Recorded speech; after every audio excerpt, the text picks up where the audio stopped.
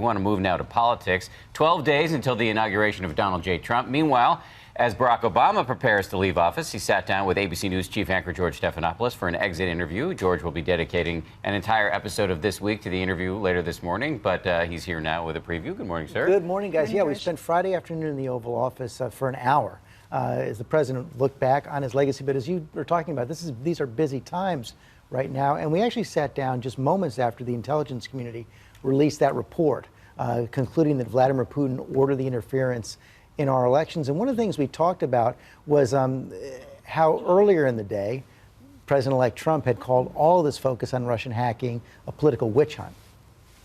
We've seen a lot of commentary lately where there were Republicans or pundits or cable commentators who seem to have more confidence in Vladimir Putin than fellow Americans because those fellow Americans are Democrats. That cannot be. Does that include the president-elect?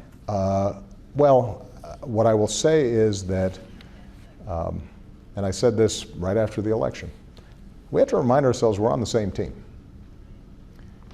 Vladimir Putin's not on our team. So you see the president being pretty careful right there not to call out President like Trump, but he did sound a warning about Russia's activities across the board, ramping up their competition with the United States, especially in this area of cyber warfare. You also explored some personal terrain with the president. He talked about raising his daughters in the White House. We know that Malia is going off to college, to Harvard, but what are his thoughts? And they're staying in Washington, D.C. for at least another year because Sasha is finishing high school. And really the question I wanted to ask him was, it's so hard to raise kids anywhere. I was wondering if actually being in the White House had been good for those girls. Here's what he said. Say is they have turned out to be terrific young women. We were concerned mostly about whether they develop an attitude, right? How not, yeah. And they are, sweet, kind, funny, smart, respectful people. And they treat everybody with respect. That's not just the biases of a parent. We feel pretty good when we hear back from friends, because they still have sleepovers and they go to other folks' houses. And when the parents say, oh, Malia, she's just so sweet, or Sasha helped to pick up the dishes, what is it that you're doing?